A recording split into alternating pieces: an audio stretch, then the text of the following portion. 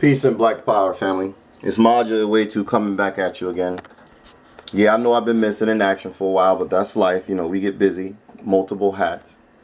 As I always say, please like, click, and subscribe. Let me say it again. Please like, click, and subscribe. Get this out to your friends, your family members. Those are those males that are trying to make a difference. Those males that are trying to change the way they used to do things, to try to do things a different way moving forward. You know, I come under the banner of coward talk. Most people are in their lane. They're doing their thing. What I'm trying to do to you as a member of this liberation army is trying to show you how we are under the banner of coward talk. Meaning, there was a generation of males that were on this planet, and they moved in a generation that allowed for us, the descendants of those men and women, to be able to have the amenities that we currently have now. Those men, like with any new regime changing of the guards, those men and or women are no longer in existence. And those that are, they've been pushed to the wayside. They've been demonized to the point where most blacks in America don't even want to acknowledge them, don't want to talk about them, and do not want to give them any kind of leeway. So in this video, I'm pretty much going to be explaining the side that black women have chose. I always explain to you that black men are the problem. I also tell you talking points. I also talk to you about behavioral patterns. It's very, very important to learn behavioral patterns, and it's very important to learn talking points. Yes, you can see me or my type, my ilk, my kind coming a mile away. You can see us coming from a mile away because usually we walk a certain way. You know, our heads are held high to a certain degree, a certain pitch. We talk a certain talk. We act a certain act. And we keep a certain distance. And when you see those patterns, you guessed it, I'm one of those. I'm one of those. Well, those patterns also exist in the coward class. And my job is to try to get those that do not think that they are cowards, those that do not know that they are possible sleeper agents. So you guys are aware of hypnosis. That's the practice of putting people to sleep via sound or verbal instruction, snapping your fingers or hitting a bell or something, and then that person reacts based on the instruction or sound that you were given, they were given, and you can control them from that point on. Well, you have to understand many human beings operate the same way. One of the things they got people operating under is Pavlov's dog. Look that up on YouTube. It's called Pavlov's dog. It's a theory, and I think he was a psychiatrist at the time. I want to say mid-20s, 1920s or so. My date could be off because I'm really not good with that. But the man's name is Pavlov. Pavlov's dog. And that was basically about how you can get a dog to respond to certain sounds based on rewards. And if you reward that dog based on what he or she does based on the sound, you can pretty much control that dog even if there is no reward. All they would do is hear the sound. They'd be in the middle of a conversation, barking. They'd be in the middle of the street, cars are honking their horns. And if that dog heard that sound, whatever instruction that dog was given, they would react as if they were back in training. It's called Pavlov's dog. You need to check that out. Again, I come to you guys with the detection or diagnosis of trying to get Black America to wake up. And I don't think we're going to come out of this. I don't think Black America is going to come out of this, not because of too much time, but because I feel as though too many have just given up. They just gave up. And when you give up and you have offspring, you tell your offspring how to give up. So if the men and women are 27 years old and they got 3 kids, that's 3 generations. That's 3 children that are going to produce separate offsprings of a coward's mindset. It may be the grandkid that may get it, but those first 3 kids, I can't guarantee. I haven't seen a good pattern to where enough people are trying to move this thing. And what happens ultimately is, because they're not able to or willing to do what is necessary, the enemy takes full advantage of it. And, you know, it breaks my heart a little bit, because we're right. The men that think like me are right. The women that think like me, we're right. We're not the problem. The problem is the rest of the slaves on the plantation. Many people make the statement that Marcus Garvey had to leave Jamaica. So we're going to have a class division. Well, we already have a class division, but the class division really is going to go in the favor of black liberation and black freedom and black economics. We're going to have this class division because, like they're saying about Marcus Garvey had to leave Jamaica because Jamaicans at that time were not wanting to deal with whatever Marcus Garvey was talking about. Marcus Garvey, with his Pan-Africanism speech or thought or practice, did not really come into existence, power, full bloom, not until he got in America. And when he came to America, saying the same things that he was saying in Jamaica, it was the Americans, the foundational blacks, that took heed to what he was saying, and they moved on it. Black Star Line. What is it? When you go back to Africa, what is that thing called? Repatriation. So Marcus Garvey came with the repatriation back to Africa and or Caribbean islands, and black Americans in the 1920s, they were all on board with that. But Jamaica was not on board with that. So he had to leave Jamaica and establish his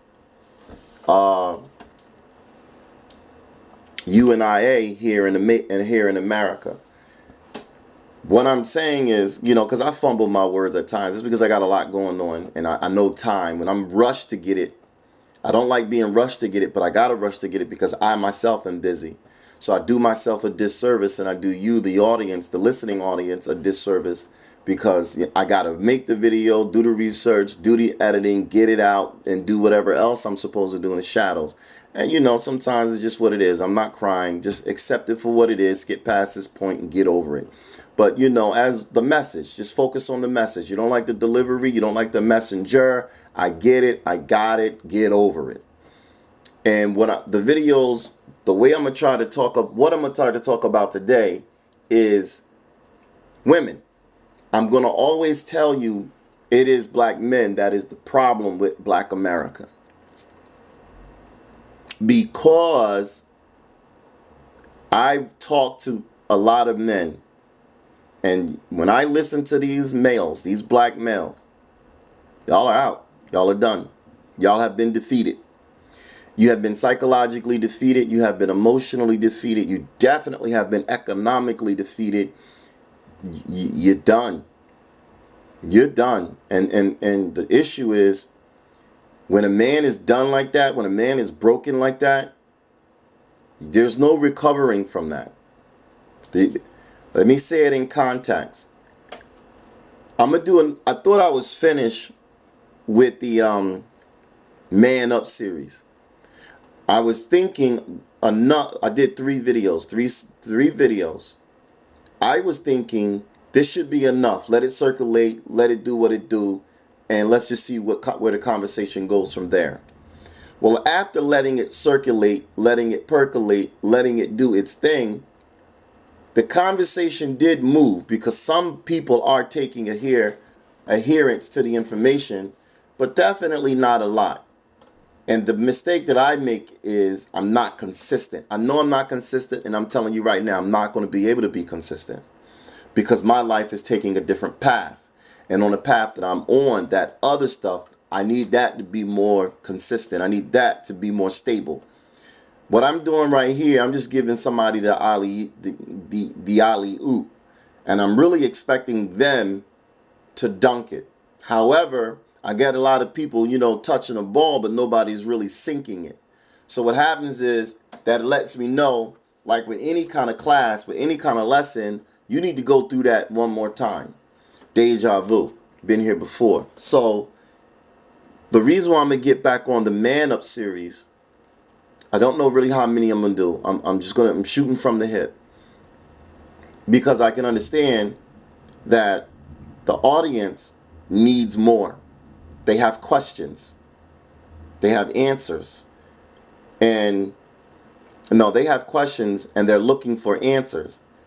And where the stuff comes in, playing it over and over and over, or multiple videos of the same topic, is being able to put the original topic, the one topic, out there in multiple ways so that the listening audience can ask those questions and readdress it in multiple ways. If I give it to you one way, are you able to see it another way?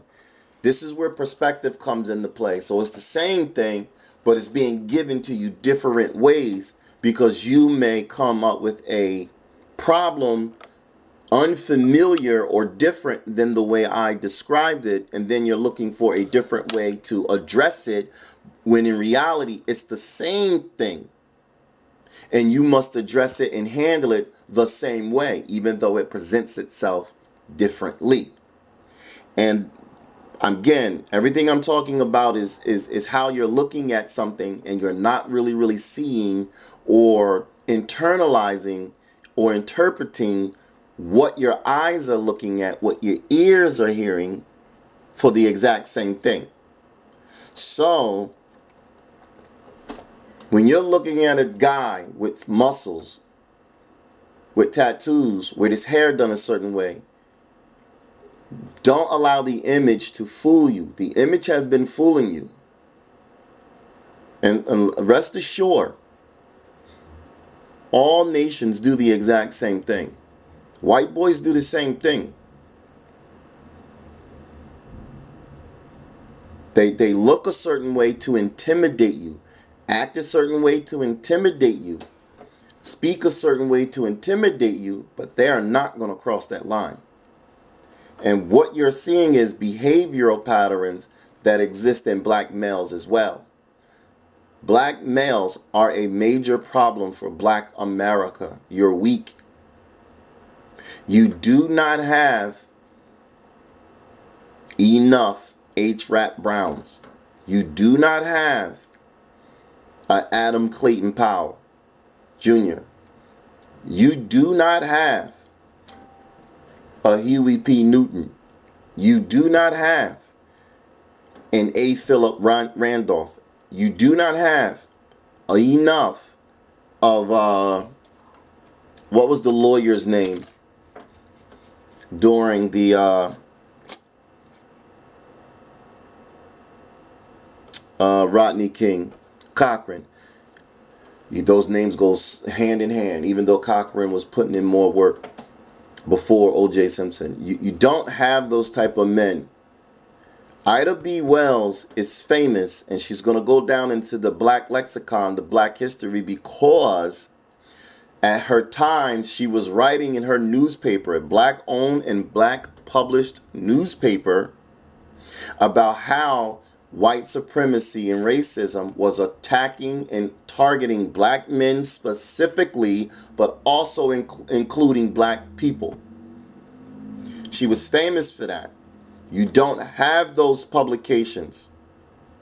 The things have changed. The Nation of Islam, it has its final call, but it is not really covering the base like an Ida B. Wells. So you got things, but you really don't have those things that are knocking it out of the park. And the mistake comes is you think that the war is over. You think that the war has subsided. And it hasn't. It just changed its attack. I don't like listening to the older folks because I already know they're cowards. They're cowards and they're coons, and they all have the same old rhetoric that things are better now than what things were better back then. And when I get into these conversations with these individuals, they all say the same thing. It's like, I understand why you're telling us it's better. You're telling us it's better because you get to eat at a white restaurant, Captain D's. You're telling us it's better because you get to drink out of any water fountain you want to drink out of. You're telling us it's better because you get to go to that side of the town, that part of the neighborhood, that park, or have sex with white people when there was a time when you weren't able to do these things. These are the reasons why they're telling us it's better. But in the last year, with this disease, with this pandemic, with this epidemic, with this George Floyd, in the last year, when all these things come into the surface, with the FBI telling you, the FBI, the CIA, the military, what else is there? You got the military, the local police, the sheriffs, the DEA, all parts of law enforcement have been infiltrated by white supremacy and white supremacist race groups. With all these things on public record, you're telling us it's better. With AIDS, you're telling us it's better. With the crack epidemic, you're telling us it's better. With the Zans, with the perks, you're constantly saying it's better. It's not better. It's different. But it's not better. $5 could have lasted almost a week back then, 30 years ago, 40 years ago. $5. I'm a penny candy kid. So what does that mean? For those that don't know, I'm old enough to have grown up a little bit when candy was a penny, 2 pennies. I could get candy for a penny when I was a child. I can go to the local store, local corner store, and get Swedish fish for $1, for a penny. Imagine what 5 pennies does to a kid that's 6 years old, 7 years old. I got a pocket full of candy, and I'll eat the lint and spit the lid out. I'll swallow the lint. I don't care. That was a lot. There was a lot you could do with 5 cents. I'm old enough to remember penny candy. I'm old enough to remember now-a-laters not costing 10 cents. I remember when they went 1 year, it was 5 cents. The next year, it was 10 cents. I remember when they jumped from 10 cents to 15 cents. I remember 15 cents to 25 cents. I remember 25 cents to 75 cents. I wasn't buying no more after that. I'm a penny candy kid. We used to buy blow pops, lollipops, Charms blow pops by the bag, and then sell them to the kids in the neighborhood for $0.25, for $1, for whatever. I'm that generation. I'm the last remnants of that penny candy generation. It's not better. It's different. And it's aggravating to explain to them, you all didn't carry the baton. You didn't. And you got the evidence, you got the facts, you got the statistics, you got the data, you got so many things, videos. There are videos where you can see that this boomer generation just dropped. They stopped. And when they stopped, man, they created a vacuum, and they sucked the life out of the entire nation. And now, with Kevin Samuels, Manosphere, Minister Jap, Mediocre Tutorial Reviews, MTR, with so many other men, the Red Pill, the Blue Pill, with so many other organizations and agencies and groups trying to say, well, women are this and women are that, and women are. Women are a major, major problem, but they're not the root problem. White supremacy, racism is. And then after white supremacy, racism is black men. Black men are not fighting for their nation. Black men are not. I'm from that generation. You're not listening clearly. I am from that generation. I was an infant. But I have older siblings, young uncles, and men are of that generation that was walking around in the 70s. Work, not welfare. Those are posters where the men were saying, we want work. We don't want to be on welfare. I'm from that generation. And what seems to have happened in the last 70 years is the black population males decided to sell drugs instead of picket, riot, and work for work. Understand what I said. Sell drugs instead of go to fucking work. Drugs have always been around. So why weren't the men trying to sell drugs in the 20s? And I mean the masses. I don't mean your select few. I mean the masses. The men were trying to work in the 20s. That's the silent generation. They were trying to work. Yes, you did have your moonshine runners. Yes, you did have your numbers runners. But the bulk of them were trying to work. And it seemed like the class that said work was wiped out. They were wiped out. I'm going to do that on another video. But they were wiped out by other blacks. They were not wiped out by whites. They were prevented by whites, but they were wiped out by other blacks. And we have to get our house back in order. The men are equally out of order as well as the women. I don't like to hear other men tell me it's the women, it's the women, it's the women. And when I get on these internets and when I communicate with people out and about in the street and they keep pointing the finger at women, I know what they're pointing the finger at. And I see what they're pointing the finger at. But the thing they're not fessing up to is they themselves also are not doing their job. The women are not doing their job. Let's make no bones about that. Let's not get that twisted. I want to make sure I'm not misunderstood or misrepresented or confused. Black women are not doing their job. But black men need to understand, if it is your responsibility to provide, if it is your responsibility to protect, then you show me in the last 70 years where you've done that in mass. Black men in mass, you've chosen a lesser path. And because you chose that lesser path, you pretty much have no say-so in what goes on. Because you chose a lesser path. Drug dealing brings money. Yes, I'm not hitting you with the morals clause. I'm hitting you with a perspective. Put it back in its context. You sold drugs because they wouldn't give you jobs. Now, were all of you supposed to sell drugs? Was the whole neighborhood supposed to sell drugs? There's 14 families on one block. This is just the way it is. 14 families on one block. Were all 14 families supposed to be selling drugs? Or does the number sound about right for at least 2 or 3 to be selling drugs? Well, when you look at it and you put the numbers out, it seems like the whole block sold drugs. And you had probably one that didn't sell drugs. But he was chased off the block. They turned his house, her house, into a crack house. Everybody else was happy.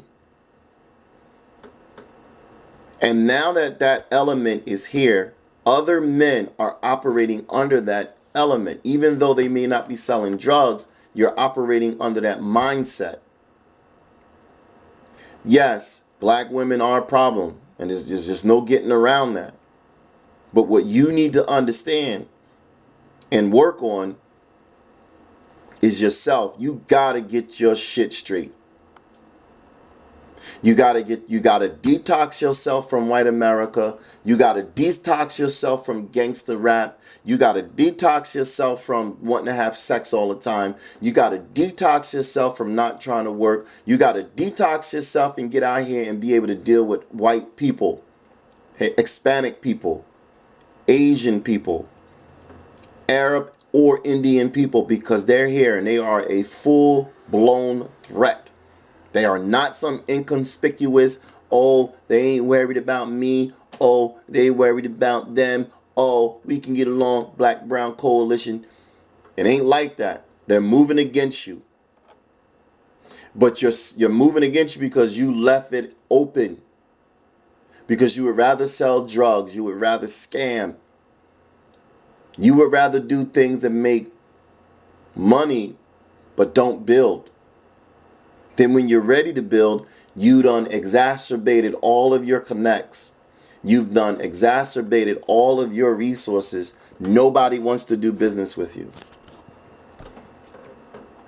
And now you're sitting up here having these conversations, Kevin Samuels, mediocre tutorial reviews, and RPM or RMP, something like that. And I got it. Women need to do better. But once women do better, what the men are going to do? Because the men still got to do better. Men are weaker. Men are softer. Men cry. Men get horny at the drop of a dime. And as soon as and they're sex addicts. And as soon as they get horny, they want to have sex. And as long as they have that leverage, females have that leverage over you, you're not going to be able to undo what is being done. Let me tell you what black men sound like. I'm gonna play a video for. I'm gonna play a video soundbite for you. This video soundbite goes back about, I don't know, 40. I want to say about 49 years. When I heard this is what I'm hearing. I need you guys to listen. Hey, bitch, come here. Got your motherfucking man, come here. Mr. Pretty Tony, I mean, you know the rules of the game. I mean, your bitch just chose me. Well, you heard the movie, right? I'm not going to give you the title of the movie until later because I want some of you, some of the listening audience members I want them to rack their brain and be like, where did I hear that from? I heard that from somewhere. I'm not going to give you the answer until later so I don't spoil it. But do you remember when he said, hey, bitch, come here? Well, that's what black men sound like. That's what modern day black men sound like. Hey, bitch, come here. Hey, black women, do the right thing. Hey, black women, do this. And that's what your bitch chose me. That's exactly what the white supremacy, racism sound like. Your bitch chose me. These women have chose them. Doesn't matter the why. They chose them. So if they chose them, they're getting the jobs. They chose them, they're getting the support system. They chose them, they're getting the protection system. They chose them. Why would she unchoose that to come with you? Who's going to beat on her? Who's going to pump and dump her? Who's not going to protect her? Who's not going to provide the same type of a protection? Or who may even get killed in the process by the person she's trying to run away from? Black men, you're more of a problem than the women are. And I understand you're going to disagree. You're entitled to disagree. I had a conversation with a guy at my job about Nas and Jay-Z when they were doing that little beef. Jay-Z really didn't win in the beginning. We were Nas fans and we was on Nas hard. Nas had it, but then Nas lost it.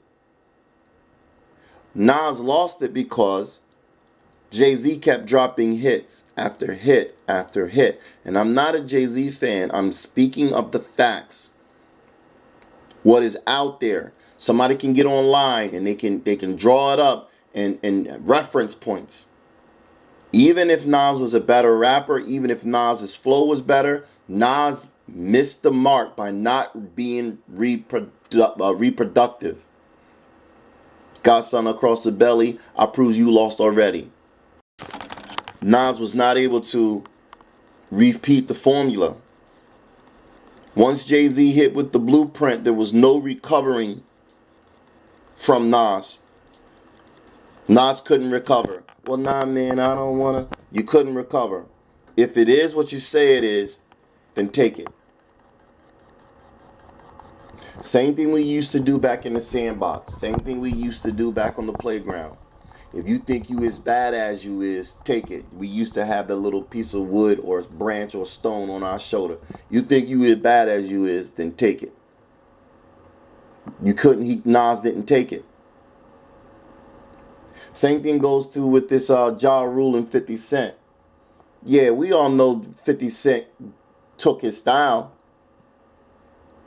But the point of the fact of the matter is Ja Rule didn't take it. It's not a good, bad, better, or worse. It's, if you think it is what you claim it is, what you say it is, take it. Black America, black men, you claiming what you say you claiming, take it. And if you're not going to take it, then you're going to have to sit this one out. And when I look out and about and I see what's going on with black men, you are out. You're out. You've been pussified, you've been punctified, you've been sissified, you've been homogenized. I got that from Dr. Khalid Muhammad. Absolutely. You're out. That's when he was talking about Jesse Jackson back in their day. You're out. You are not going to recover these women when you don't go to work. You're making money, but you're not making consistent money. And you're making money, but nobody's building. In the city I live in, I'm telling you, everybody, I live in the city of Richmond, Virginia. I see black folks doing business with immigrants and foreigners at an abundant rate. I need to say the word specifically so you can hear it. They're not doing business with these foreigners or immigrants just 'cause. These people are doing major business with these people.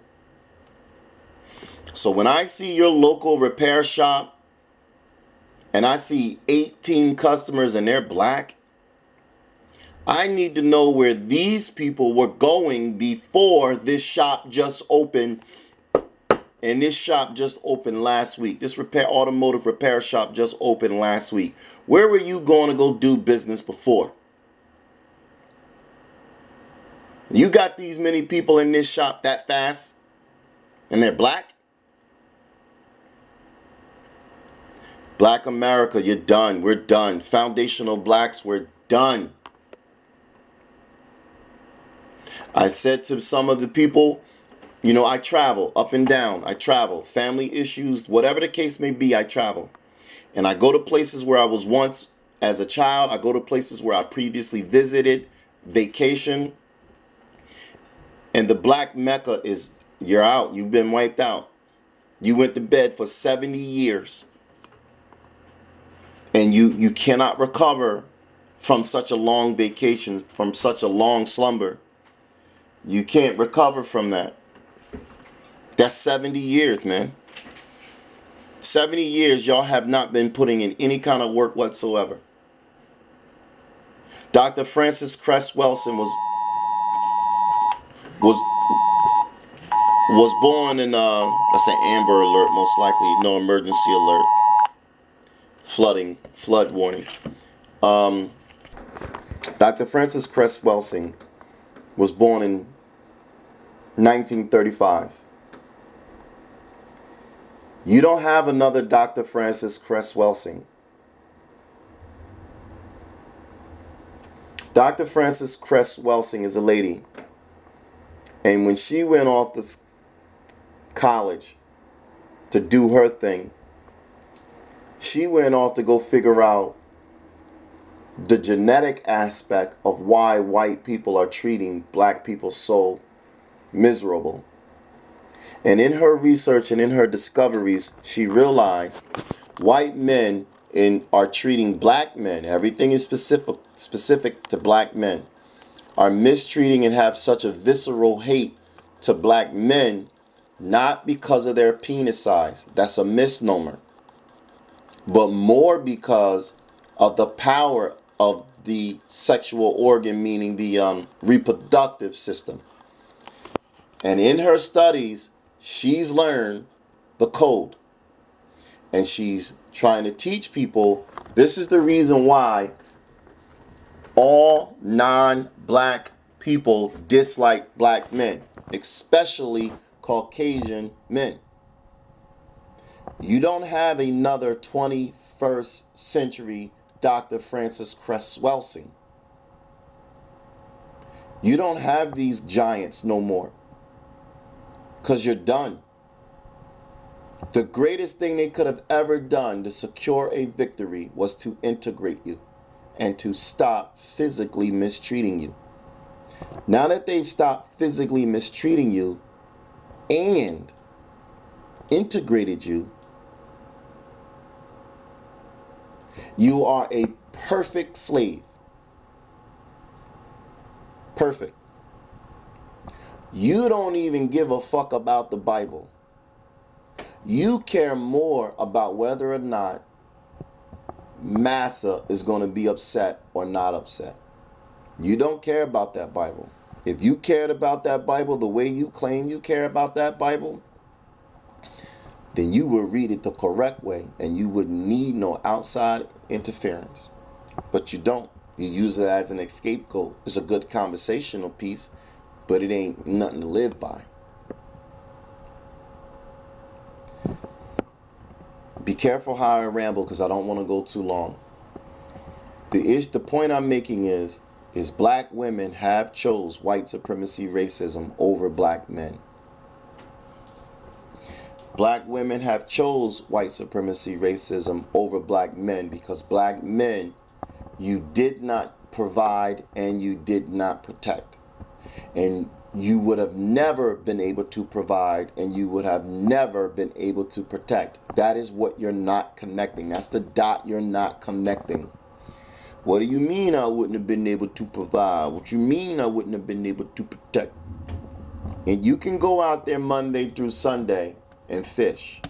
You can go out there Monday through Sunday and fight. But were you and are you willing to cross the line? And were you and are you willing to pay the price? And history is showing black men have never been willing to pay the price, and black men have never been willing to cross the line. I'm not going to use the word never. Let me take that back. For the last 6,000 years, you haven't been willing to cross the line. For the last 6,000 years, you haven't been willing to pay the price. There is a reason why you have not been willing to cross the line and you have not been willing to pay the price. And there's a reason why it's within the last 6,000 years. With the last 6,000 years, it's because of African matriarchy, where women are in charge and women have the final say and women raise other males basically to be servant to them. White supremacy comes in and white supremacy Asian supremacy comes in, Arab supremacy comes in, Greek, Roman, white supremacy comes in, and then it starts to use her as a tactic. What do you think they see in the black community, the black race, the black nation, that they can exploit over and over and over and over and over every generation, every decade, every 100 years? They keep doing the same thing over and over and over and over. Pattern. I study patterns. It is the women that they always use. They always use the women because black men are weak. Black men are weak and they value the pussy too much. Unlike the Japanese, unlike the Chinese, unlike the Arabs, unlike the Muslims, unlike the whites, black men value it too much. And what I propose is I can't change that. That man is going to come up here and tell me, any man is going to come up here and tell me Queen Mother Goddess talk. I'm out. I don't want to hear it. I know what side he's on. I know what rank he's at. The black men are sitting out here talking about black women are the mothers of creation. I got it. Appreciate that. I know where he's at. I know the rank he's at. I know exactly how far he's gonna go. He's gonna go far as it takes for him to kill me. He's gonna poison me. He'll rape me. He'll do whatever he got to do to show his dominance to her. I'm willing to do this for you, mama. I'll do this, mama. Hey, baby, him bothering you, and him bother you next time. All you gotta do is call me, and I'll take care of it. Thanks, sugar. But he will never raise his hand to the white supremacist system. He will never. And that's what black men have been doing. Not all. I speak a mass. Black people in 2021. You don't want to fight, you're out. And I need you to understand. I'm going to play it again. Hey, bitch, come here. Got your motherfucking man, come here. Mr. Pretty Tony, I mean, you know the rules of the game. I mean, your bitch just chose me. Black women have sided with white supremacy racism. I don't know if they're all on board with the swirl aspect of it all, but they did choose. And as long as they chose, you really can't get them back because you don't have the instruments of power in your hand. You have the good gift of gab, but you don't have the instruments of power in your hand. Until you are willing to put her in that wall, when she step out of line, you got to put her in that wall. Stay away from men that talk about a man should never put his hands on a woman. That is straight cold sucker, straight cold simp, straight cold lame, straight cold cuck talk. Because every other nation is putting their hands on their women. And every other nation, their men are in control of their nation. The black nation is the only nation that talks, man, in Hispanics, Americanized, westernized Hispanic. A man should never hit a woman. Everybody's at a different angle. Everybody's at a different lane. Everybody's at a different point in their life journey. Everybody's somewhere different. But I'm telling you, you younger males, because when you're about 45 and up, you're out. It just comes out of you unless you are an exception to the rule. Even if you look at Mike Tyson boxing the way he is at 54, he's an exception to the rule. Everybody's not going to be like that. Even when you look at Muhammad Ali, by the time he was in his late 30s, early 40s, he was out. Between getting hit in the head all the time, life itself, the not depression, but stress, age. Look at ball players, football players, basketball players. They're usually off the court by the time they're 37, 38 because there's wear and tear on your joints, wear and tear on your ligaments, it's wear and tear on your body. By the time you're a certain age, you're out. If you're 45 and older, you're out. You're not going to get into this. You go home so you can avoid getting into a fight, so you don't lose.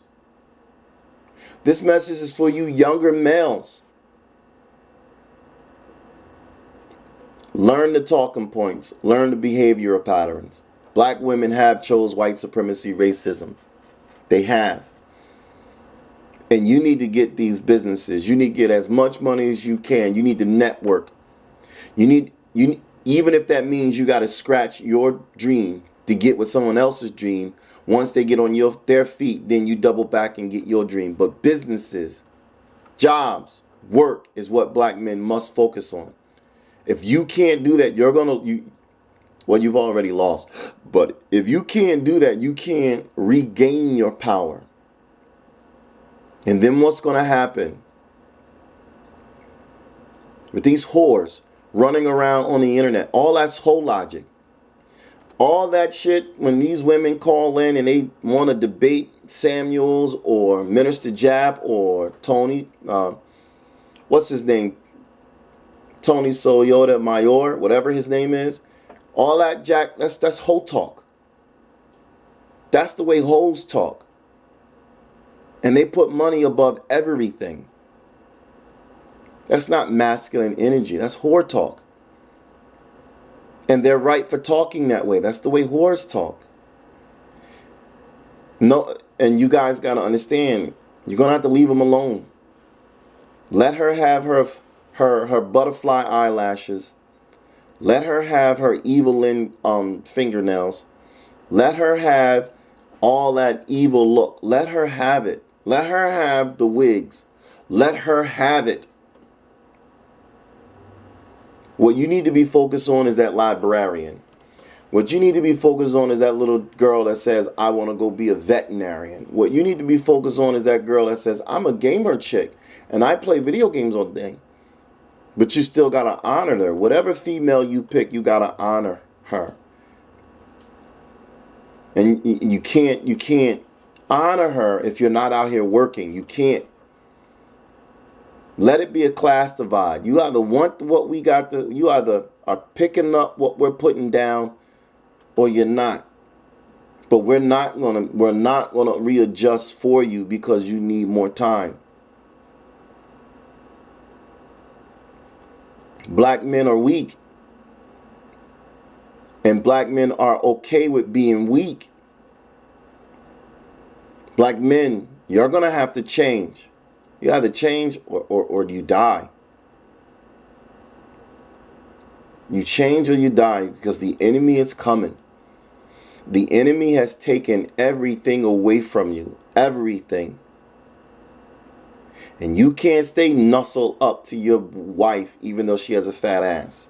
You can't stay nestled up to your wife even though she got a big old bosom and it's so nice. You can't stay nestled up to your wife because you're afraid Pookie gonna sneak in.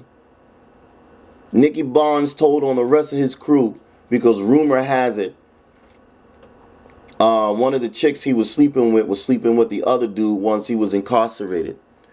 And when the news reporter asked him, why are you telling? I would find it in this video, but it'd take too long. When the news reporter asked him, why are you telling? Because he was the only one that was caught. Yes. Oh, the foot soldiers was at work for the rest of the dudes, but they weren't caught yet. They needed that extra, They needed that extra little spice. Nicky Barnes gave them that extra little spice. And when that reporter sat there, I think it was Mike Wallace was the reporter, 60 Minutes Mike Wallace. The guy said, well, isn't that customary? You can't fight that. You can't fight that. Guy Fisher just got out. I think he just got out earlier this year, earlier 2020. What I'm saying to you is black men are weak. And I am that of a different mindset. I just didn't realize it was my own people that were. No, I realize it. I did realize it. I was just like the rest of you. I wasn't willing to pay the price and I wasn't willing to cross the line. I became educated and I started to see and I did this and I did that and I read and I didn't run away. Now I'm here. And I'm telling you, black men are weak. You are weak because one, your daddy's made you weak. Because when he said, now protect your mama at all costs, he should have never told you that. He should have told you that other thing. Protect the code at all costs. He should have never told you, I gotta go now. And while I'm gone, you the man of the house. You do what your mama say, and you listen to your grandmama, and they're gonna take care of you. You understand? He should have never told you that. He should have told you nobody's above the law. Nobody's above the code. If mommy brings in another male and he's not a duplicate replica of me, you chase his ass all the way up the street. Your mama's not to have a sucker, a simp, a lame, or cuck. I'm the captain of this ship, and I gotta go to work on the other side of the planet. She bring anybody around. It has to be a duplicate, a replica of me. And if she violates, and if she's off code in any manner, smack the shit out of your mom. You make her realize, mommy, you're wrong. Don't you bring another man around me. That my dad's still alive. My dad this. Because whatever you giving that other man, you can also give it to my dad. Don't you bring him around. Don't you cook him food. Don't you give him some macaroni and cheese. Whatever reason you're nice to this man, you could go back, you could carry your ass back home and be nice to my dad. Same thing goes with the little girls. Mama, don't you bring him around. I don't want to go to his house. I don't like the way him look at me. And you should have sat right up there with the biggest butcher knife you can get in your hand and stab him. And when you come out of the group home or the boys' home, you're going to go to jail because that's the system. Your mom's going to set you up. That's the system.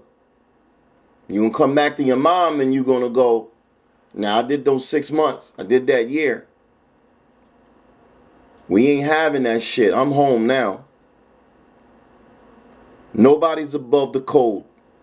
Nobody's above the law. And black men, you need to start to move in a manner that protects black men at all costs. Warrior class, zoo, rise up. Warrior class, zoo, speak up. Warrior class, zoo, smoke 'em out. Peace and black power.